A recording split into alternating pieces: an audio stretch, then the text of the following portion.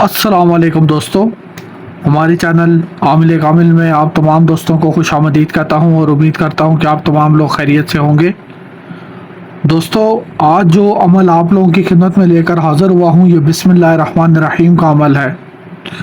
तो दोस्तों, जो बिस्मिल्लाहिर्रहमानिर्रहीम आप लोग पढ़ते हैं, ये मतलब कि बिल्कुल इसी तरह से आपने इसको पढ़ना है। बिस्मिल्लाहिर्रहमानिर्रहीम का जिस तरह से आप विर्द करते हैं, बिल्कुल इसी तरह आपने बिस्मिल्लाह का विर्द करना है। ठीक है, तो बिस्मिल्लाह जो है वो आपने कितनी मरतबा पढ़नी है और इसकी ज़कात आपने कितनी अदा करनी है, ये सारी चीज़ें मैं आपको बताऊंगा। और इसमें अक्सर औक़ात जो है वो मोकिलात की और जिन्नात की हाज़िरी भी हो जाती है।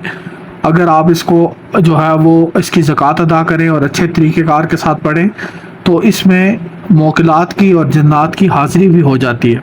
ठीक है, तो सबसे पहले तो बिस्मिल्लाहिर्रहमानिर्रहीम की ज़कात के बारे में हम बात कर लेते हैं कि ज़कात आपने कितनी अदा करनी है। तो इसकी ज़कात जो है वो कम से कम जो है वो 1,25,000 है। ठीक है, 1,25,000, 1,25,000, 25,000, 1,25,000 मरतबा आपने इसको पढ़ना है और 40 से 41 दिनों के अंदर पढ़ना है। तो जब आपकी ये ज़कात अदा हो जाए तो उसके बाद इसमें परहेज़ें जो है वो परहेज़ की जहाँ तक बात है, तो इसमें परहेज़ कोई भी नहीं है। इससे आसान अमल दोस्तों आपको नहीं मिलेगा। परहेज़ इसमें कोई भी नहीं है। बिस्मिल्लाह शरीफ का विर्द करना है और चलते फिरते उठते बैठते वक्त की कोई कैद नहीं है। ठीक है, वक्त और जगह की कोई कैद नहीं है। ये भी मैं लिख देता हूँ कि वक्त और जगह की कैद नहीं है। तो ना वक्त और जगह की कैद है, ना इसमें कोई परहेज़ है। आप जैसे आपको बेहतर लगता है, जैसे आप पढ़ सकते हैं, वैसे आप इसको पढ़ सकते हैं।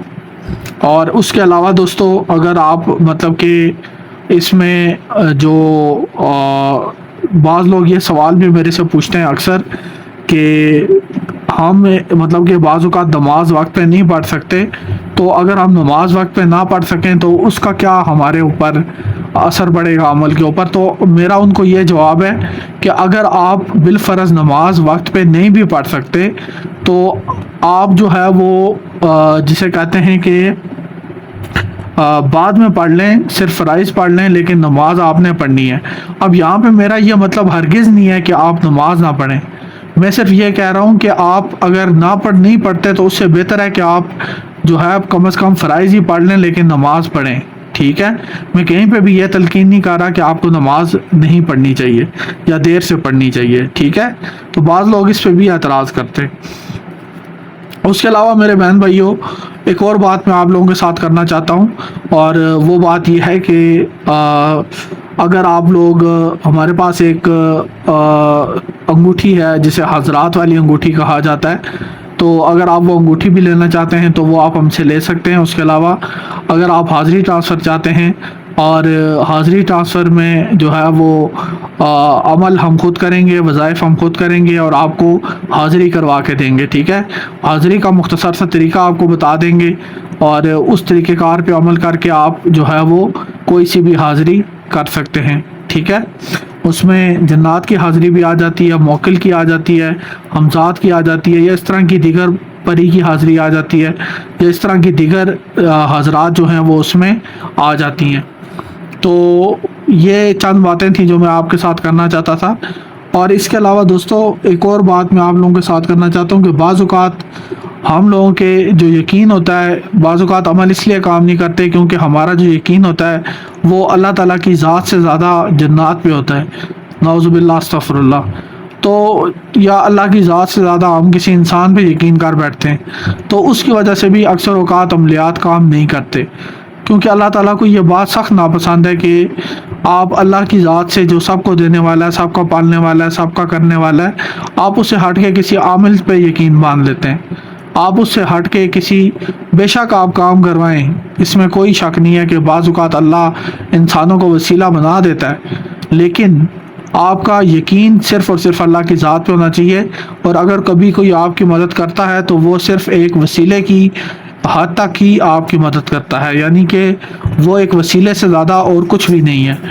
تو آپ نے کبھی بھی چیزوں کو اس طرح سے نہیں دیکھنا کہ کوئی بندہ یا کوئی انسان آپ کی مدد کر سکتا ہے۔ مدد آپ کی صرف اللہ تعالیٰ کی ذات ہی کر سکتی ہے، کوئی انسان کسی کے لیے کچھ نہیں کر سکتا جب تک اللہ تعالیٰ نہ چاہیں۔